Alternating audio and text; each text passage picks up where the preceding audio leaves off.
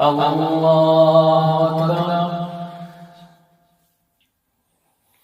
الحمد لله رب العالمين الرحمن الرحيم مالك يوم الدين إياك نعبد وإياك نستعين اهدنا الصراط المستقيم صراط الذين أنعمت عليهم غير المغضوب عليهم ولا الضالين آمين. وما من دابة في الأرض إلا على الله رزقها ويعلم مستقرها ومستودعها كل في كتاب مبين. وهو الذي خلق السماوات والأرض في 6 أيام وكان عرشه على الماء ليبلوكم أيكم أحسن عملا. ولئن قلت إنكم مبعوثون من بعد الموت ليقولن الذين كفروا إن هذا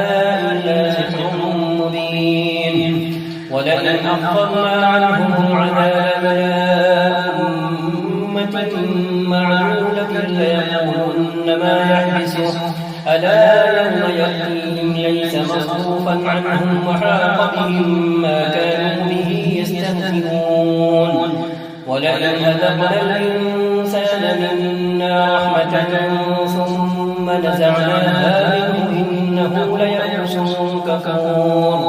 ولئن أذقناه نعماء بعد ضراء مسته ليقولن ذهب السيئات عني إنه لفرح غفور. إلا الذين صبروا وعملوا الصالحات أولئك لهم مغفرة وأجر كبير. فلعلك تارك بعض ما يوحى إليك وضائق به صدرك أن يقولوا لولا أنزل عليه كنز أو جاء معه ملك إنما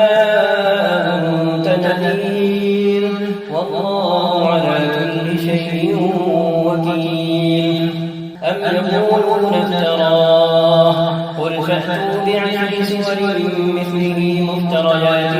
وادعوا من استطعتم من دون الله إن كنتم صادقين. فإن لم يستجيبوا لكم فاعلموا أنما أنزل بعلم الله وأن لا إله إلا هو فهل أنتم مسلمون. من كان يريد الحياة الدنيا وزينتها نوفي إليهم أعمالهم فيها وهم فيها لا يبخسون. من كان يريد الحياة الدنيا وزينتها نوفي إليهم أعمالهم فيها وهم فيها لا يبخسون. أولئك الذين ليس لهم في الآخرة إلا النار وحبط ما صنعوا فيها وباطل ما كانوا يعملون. أفمن كان على بينة من ربه ويتلوه شاهد منه ومن قبله كتاب موسى إماما ورحمة أولئك يؤمنون به. ومن يكفر به من الأحزاب فالنار موعده فلا تك في مرية منه إنه الحق من ربك ولكن أكثر الناس لا يؤمنون. ومن أظلم ممن افترى على الله كذبا أولئك يعرضون على ربهم ويقول الأشهاد هؤلاء الذين كذبوا على ربهم ألا لعنة الله على الظالمين الذين يصدون عن سبيل الله ويبغونها عوجا وهم بالآخرة هم كافرون.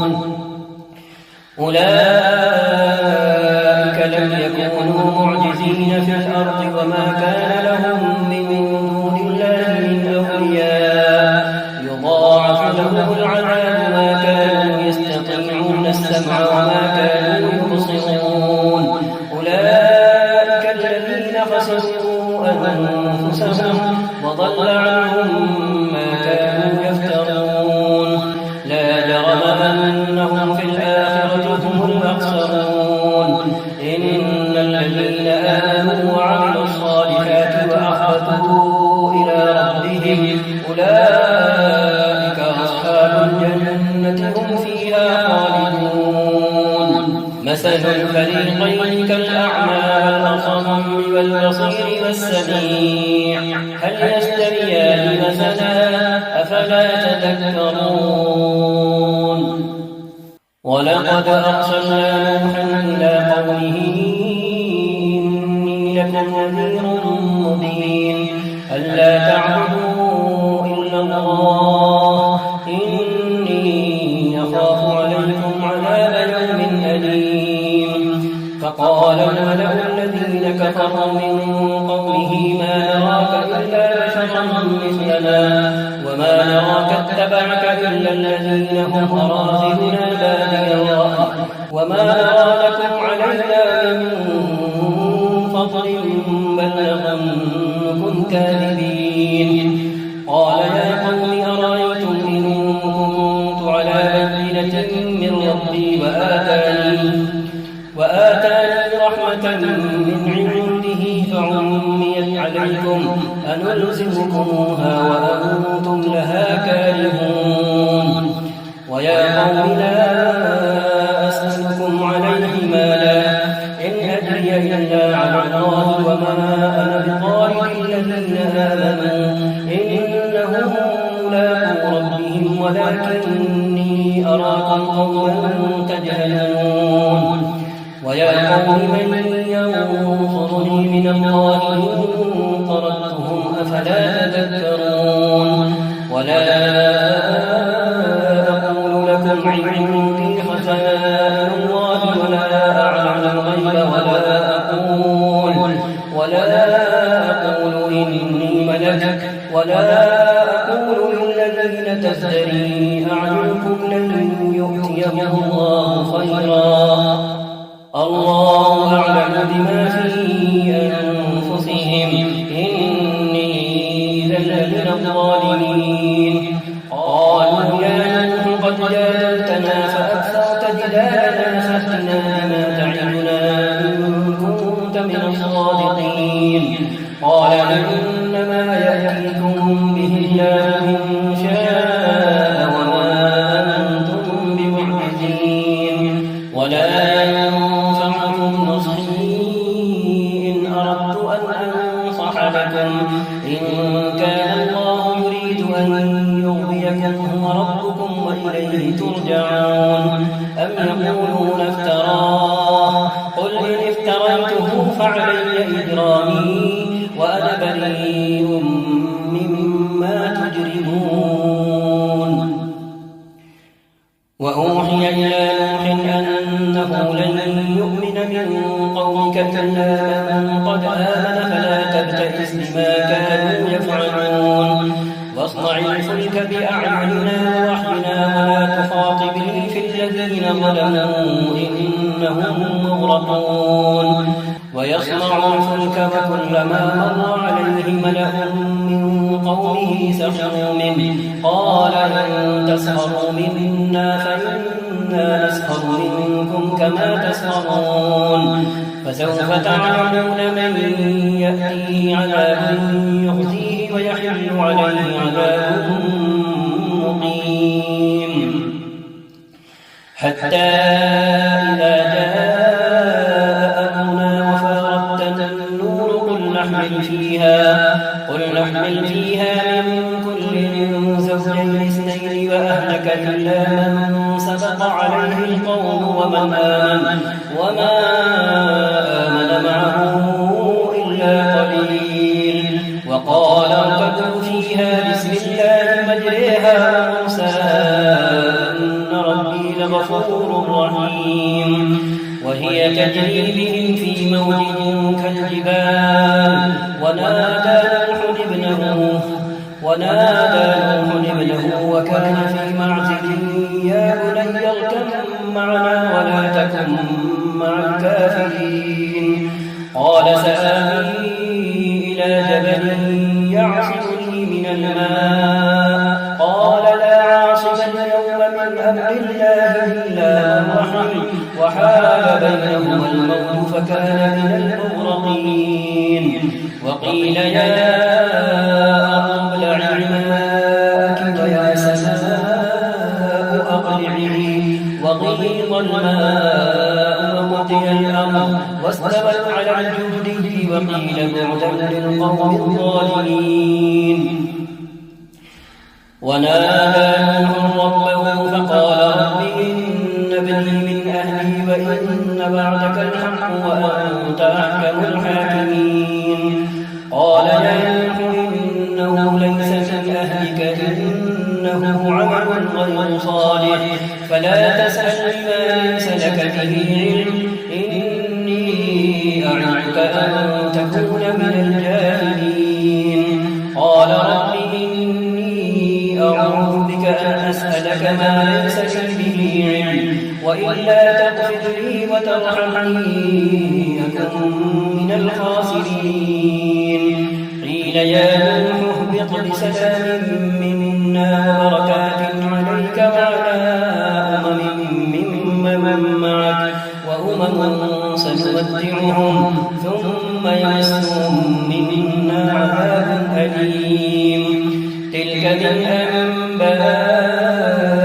الغيب نوحيها إليك ما كنت تعلمها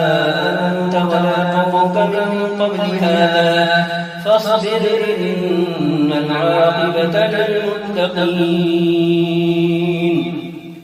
وإلى عاد أخاهم هودا قال يا قوم اعبدوا الله ما لكم من إله غيره إن أنتم إلا مفترون. يا قوم لا أسألكم عليه أجرا إن أجري إلا على الذي فطرني أفلا تعقلون. ويا قوم استغفروا ربكم ثم توبوا إليه يرسل السماء عليكم مدرارا ويزدكم قوة إلى قوتكم ولا تتولوا مجرمين. قالوا يا هود ما جئتنا ببينة وما نحن بتاركي آلهتنا عن قولك وما نحن لك بمؤمنين إن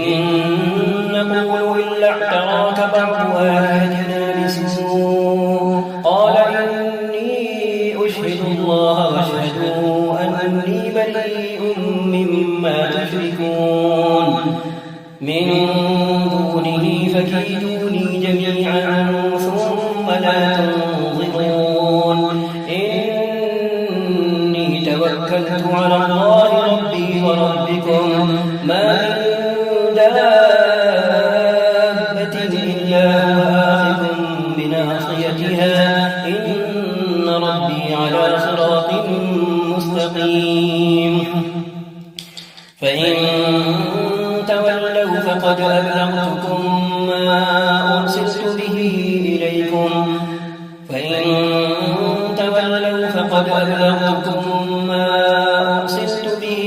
إليكم ويستخلف ربي قوما غيركم ولا تضرونه شيئا إن ربي على كل شيء حفيظ. ولما جاء أمرنا نجينا هودا والذين آمنوا معه برحمة منا ونجيناهم من عذاب غليظ.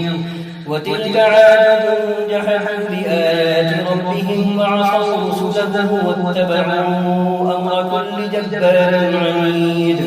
وأتبعوا في هذه الدنيا لعنة ويوم القيامة ألا إن عادا كفروا ربهم ألا بعدا لعاد قوم هود. وإلى ثمود أخاهم صالحا قال يا قوم اعبدوا الله ما لكم من إله غيره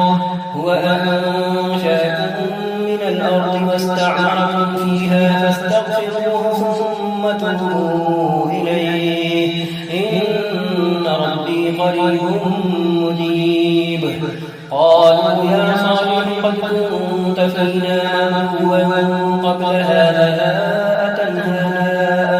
نعبد ما يعبد آباؤنا وإننا لفي شك مما تدعونا إليه مريب. قال يا قوم أرأيتم إن كنت على بينة من ربي وآتاني منه رحمة فمن ينصرني من الله إن عصيته فما تزيدونني غير تخسير. ويا قوم هذه ناقة الله لكم آية فذروها تأكل في أرض الله ولا تمسوها بسوء فيأخذكم عذاب قريب. فعقروها فقال تمتعوا في داركم 3 أيام ذلك وعد غير مكذوب. فلما جاء أمرنا نجينا صالحا والذين آمنوا معه برحمة منا ومن خزي يومئذ إن ربك هو القوي العزيز. وأخذ الذين ظلموا الصيحة فأصبحوا في ديارهم جاثمين كأن لم يغنوا فيها ألا إن ثمود كفروا ربهم ألا بعدا لثمود. ولقد جاءت رسلنا إبراهيم بالبشرى قالوا سلاما قال سلام فما لبث أن جاء بعجل حنين. فلما رأى أيديهم لا تصل إليه نكرهم وأوجس منهم خيفة قالوا لا تخف إنا أرسلنا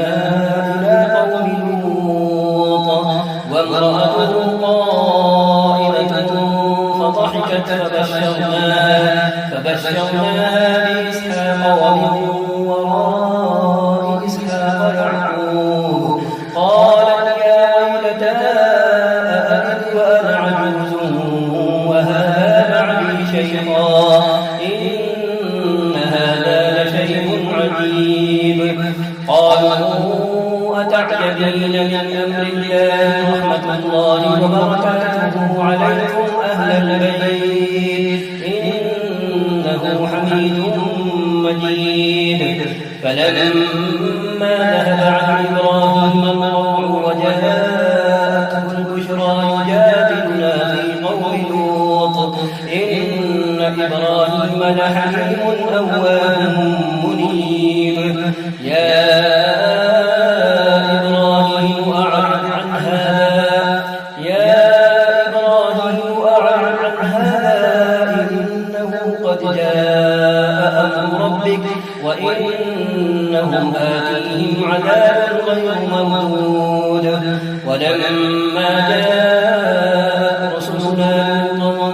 سيء بهم وضاق بهم ذرعا وقال هذا يوم عصيب.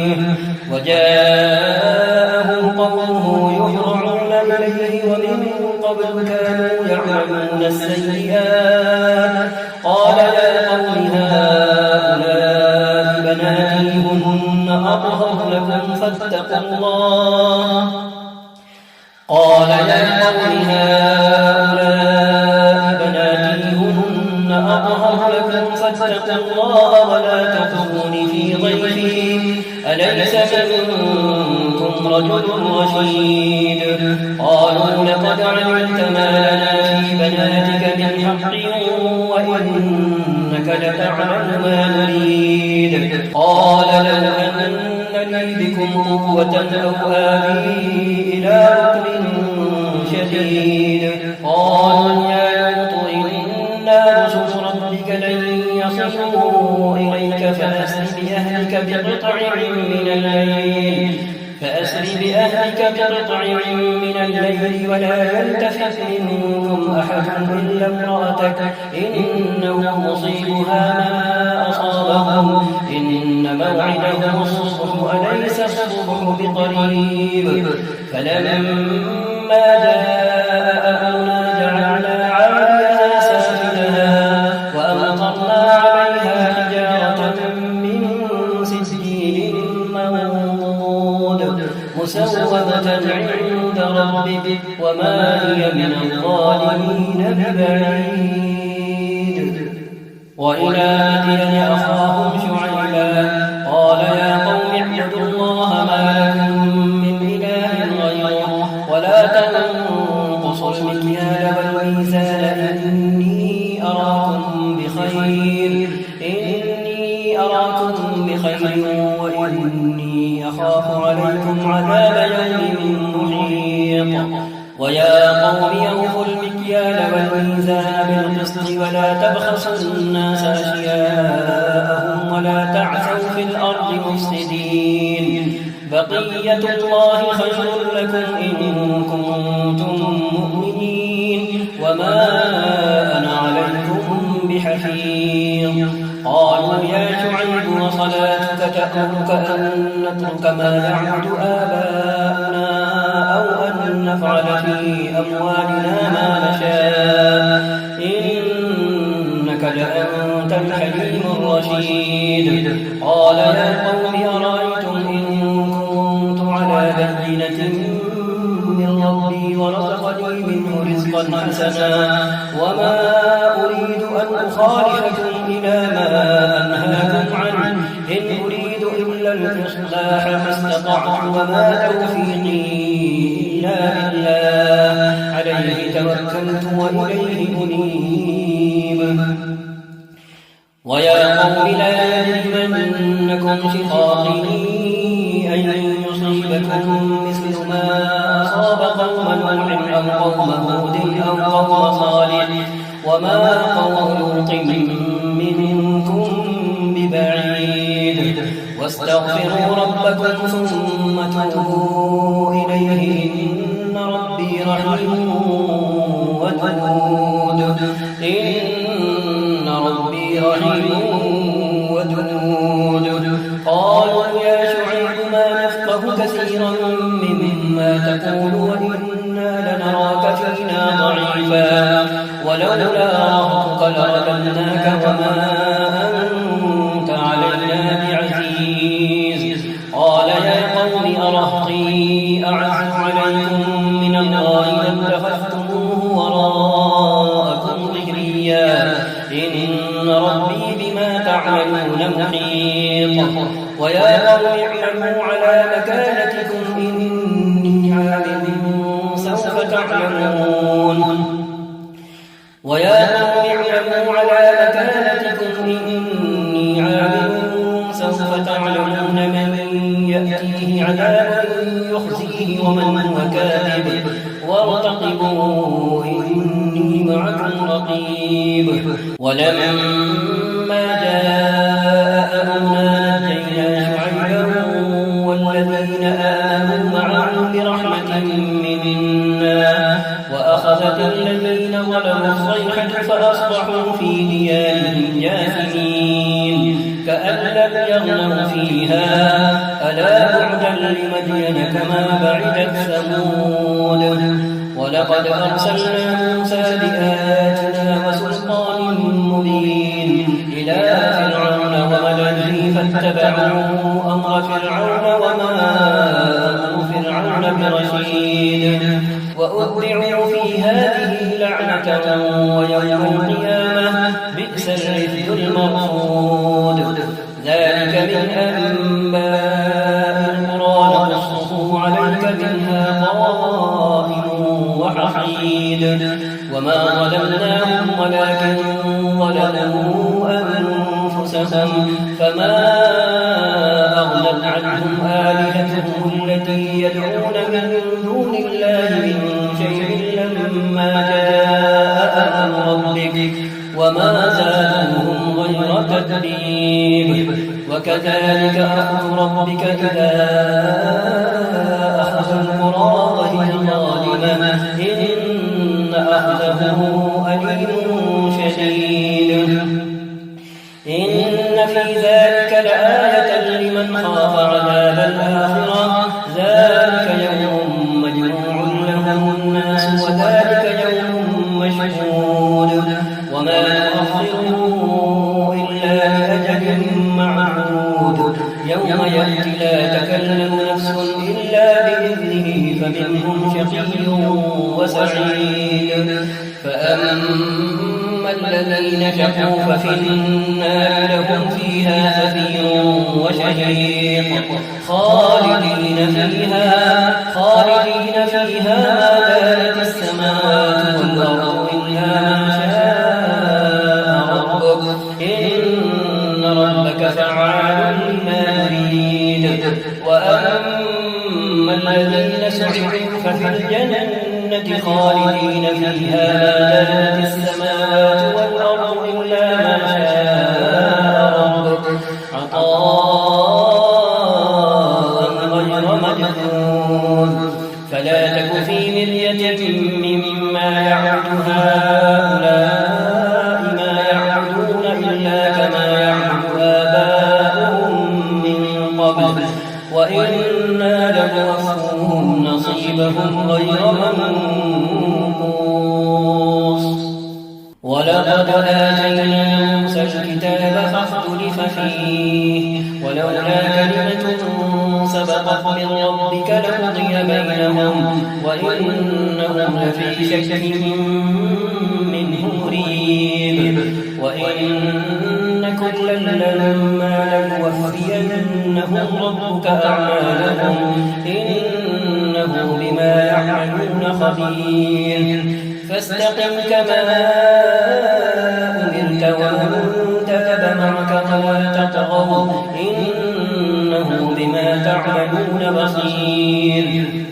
ولا تركنوا إلى الذين ظلموا فتمسكوا النار وما لكم من دون الله من أولياء ثم لا تنصرون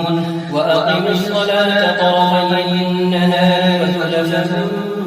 من الليل إن الحسنات يذهبن السيئات ذلك ذكرى للذاكرين واصبر فإن الله لا يضيع أجر المحسنين فلولا كان من القرون من قبلكم أولو بقية ينهون عن الفساد في الأرض إلا قليلا ممن أنجينا منهم واتبع الذين ظلموا ما أترفوا فيه وكانوا مجرمين وما كان ربك ليهلك القرى بظلم وأهلها مصلحون ولو شاء ربك لجعل الناس أمة واحدة ولا يزالون مختلفين إلا من رحم ربك ولذلك خلقهم وتمت كلمة ربك لأملأن جهنم من الجنة والناس أجمعين وكلا نقص عليك من أنباء الرسل ما نثبت به فؤادك وجاءك في هذه الحق وموعظة وذكرى للمؤمنين وقل للذين لا يؤمنون اعملوا على مكانتكم إنا عاملون وانتظروا إنا منتظرون ولله غيب السماوات والأرض وإليه يرجع الأمر كله فاعبده وتوكل عليه وإليه يرجع الأمر كله فاعبده وتوكل عليه وما ربك بغافل عما تعملون ألف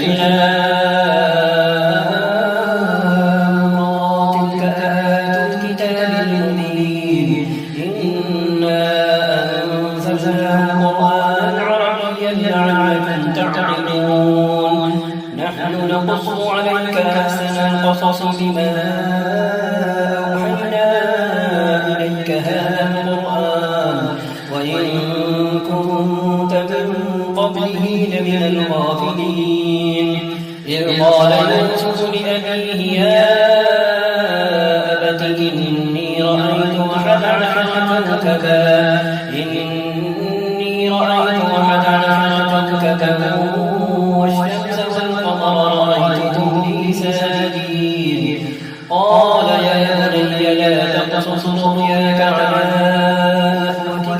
يكيدونك كيدا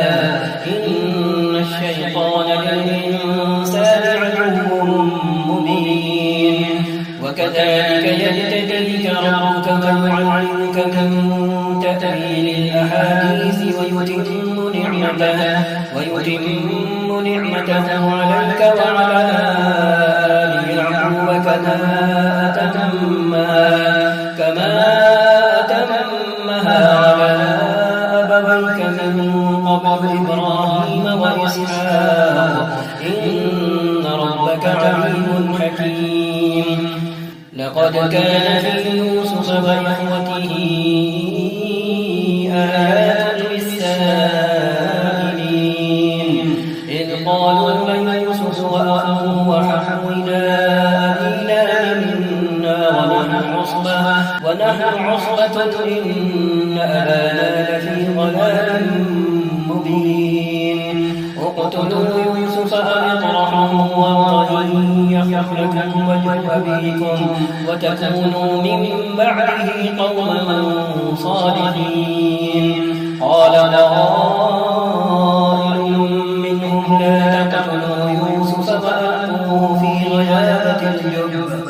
وألقوه في غيابة الجب يلتقطه بعض السيارة إن كنتم فاعلين قالوا يا أبانا ما لك لا تتمنى على يوسف وإنا له لناصحون أرسله معنا غدا يرتع ويلعب وإنا له لحافظون قال إني ليحزنني أن تذهبوا به وأخاف أن يأكله الذئب وأنتم عنه غافلون قالوا لئن أكله الذئب ونحن عصبة إنا إذا لخاسرون فلما ذهبوا به وأجمعوا أن يجعلوه في غيابة الجب وأوحينا إليه لتنبئنهم بأمرهم هذا وهم لا يشعرون وجاءوا أباهم عشاء يبكون قالوا يا أبانا إنا ذهبنا نستبق وتركنا يوسف عند متاعنا فأكله الذئب وما أنت بمؤمن لنا ولو كنا صادقين وجاءوا على قميصه بدم كذب قال بل سولت لكم أنفسكم أمرا فصبر جميل والله المستعان على ما تصفون وجاءت سيارة فأرسلوا والدهم فأدلى دلوه قال يا بشرى هذا غلام وأسروه بضاعة والله عليم بما يعملون وشروه بثمن بخس دراهم معدودة وكانوا فيه من الزاهدين وقال الذي اشتراه من مصر لامرأته أكرمي مثواه عسى أن ينفعنا أو نتخذه ولدا وكذلك مكنا ليوسف في الأرض ولنعلمه من تأويل الأحاديث والله غالب على أمره ولكن أكثر الناس لا يعلمون ولما بلغ أشده آتيناه حكما وعلما وكذلك نجزي المحسنين وراودته التي هو في بيتها عن نفسه وغلقت الأبواب وقالت هيت لك قال معاذ الله إنه ربي أحسن مثواي إنه لا يفلح الظالمون ولقد همت به وهم بها لولا أن رأى كذلك لنصرف عنه السوء والفحشاء إنه من عبادنا المخلصين واستبق الباب فقدت قميصه من دبر وألف يا سيدها لدى الباب قالت ما جزاء من أراد بأهلك سوءا إلا أن يسجن أو عذاب أليم قال هي راودتني عن نفسي فشهد شاهد من أهلها إن كان قميصه قد من قبل فصدقت وهو من الكاذبين وإن كان قميصه قد من قبل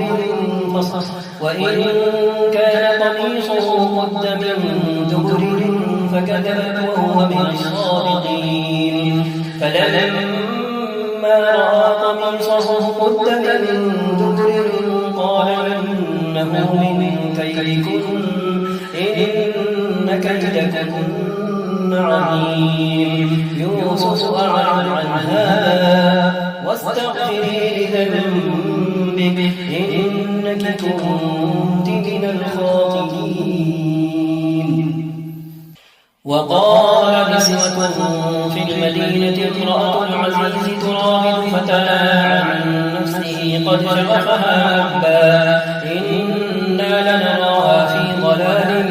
مبين فلما سمعت بمكرهن أرسلت إليهن وأعتدت لهن متكئا وآتت كل واحدة منهن سكينا وقالت اخرج عليهم فلما رأينه أكبرنه وقطعن أيديهن وقلن حاش لله ما هذا بشرا إن هذا إلا ملك كريم قالت فذلكن الذي لمتنني فيه ولقد راودته عن نفسه فاستعصم ولئن لم يفعل ما آمره ليسجنن وليكون من الصاغرين قال رب السجن أحب إلي مما يدعونني إليه وإلا تصرف عني كيدهن أصب إليهن وأكن من الجاهلين فاستجاب له ربه فصرف عنه كيدهن إنه هو السميع العليم ثم بدا لهم من بعد ما رأوا الآيات ليسجننه حتى حين ودخل معه السجن فتيان قال أحدهما إني أراني أعصر خمرا وقال الآخر إني أراني أحمل فوق رأسي خبزا تأكل الطير منه نبئنا بتأويله إنا نراك من المحسنين قال لا يأتيكما طعام ترزقانه إلا نبأتكما بتأويله قبل أن يأتيكما ذلكما مما علمني ربي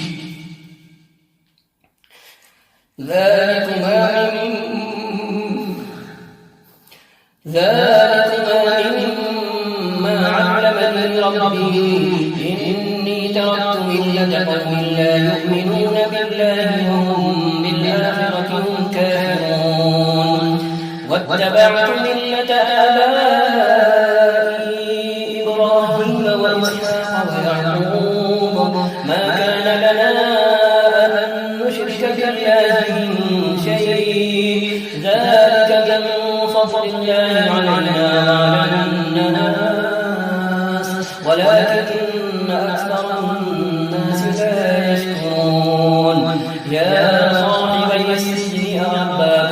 متفرقون خير أم الله الواحد القهار يا صاحبي السجن أرباب متفرقون خير أم الله الواحد القهار ما تعبدون من دونه إلا أسماء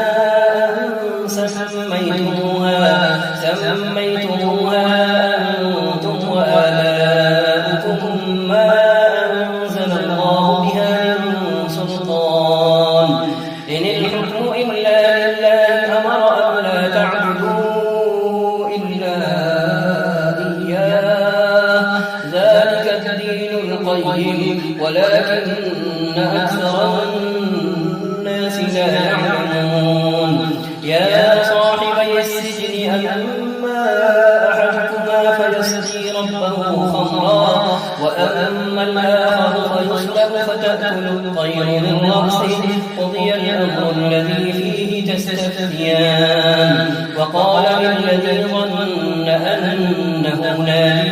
منه اذكرني عند ربك فأنساه الشيطان ذكر ربه فلبث في السجن بضع سنين وقال الملك إني أرى 7 بقرات سمان يأكلهن 7 عجاف و7 سنبلات خضر وأخر يابسات يا أيها الملأ أفتوني في رؤياي إن كنتم للرؤيا تعبرون قالوا أضغاث أحلام وما نحن بتأويل الأحلام بعالمين وقال الذي نجا منهما وادكر بعد أمة أنا أنبئكم بتأويله فأرسلون يوسف أيها الصديق أفتنا في 7 بقرات سمان يأكلهن 7 عجاف و7 سنبلات خضر وأخر يابسات لعلي أرجع إلى الناس لعلهم يعلمون قال تزرعون 7 سنين دأبا فما حصدتم فذروه في سنبله إلا قليلا مما تأكلون ثم يأتي من بعد ذلك 7 شداد يأكلن ما قدمتم لهن إلا قليلا مما تحصنون ثم يأتي من بعد ذلك عام فيه يغاث الناس وفيه يعصرون وقال الملك ائتوني به فلما جاءه الرسول قال ارجع إلى ربك فاسأله ما بال النسوة اللاتي قطعن أيديهن إن ربي بكيدهن عليم قال ما خطبكن إذ راودتن يوسف عن نفسه قلنا حاشا لله ما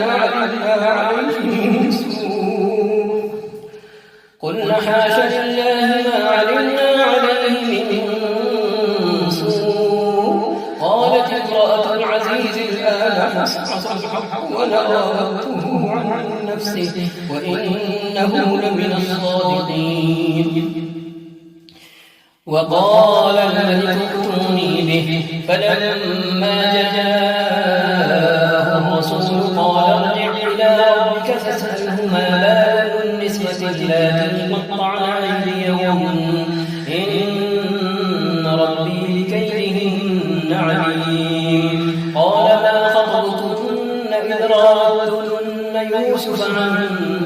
نفسه قلنا حاشا لله ما علمنا عليه من سوء قالت امرأة العزيز الآن حصحص الحق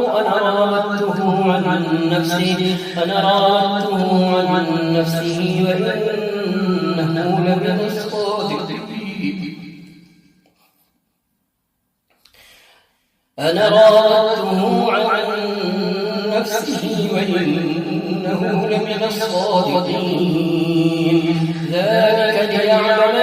أني لم أخنه بالغيب وأن الله لا يهدي كيد الخائنين وما أبرئ نفسي إن النفس لأمارة بالسوء إلا ما رحم ربي إن ربي غفور رحيم وقال الملك ائتوني به أستخلصه لنفسي فلما كلمه قال إنك اليوم لدينا مكين أمين الأرض إني حفيظ عليم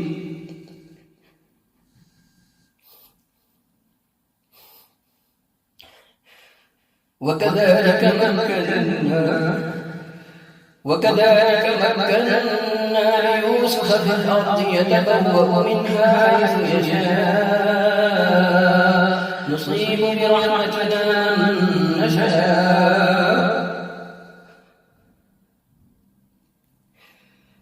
نصيب برحمتنا من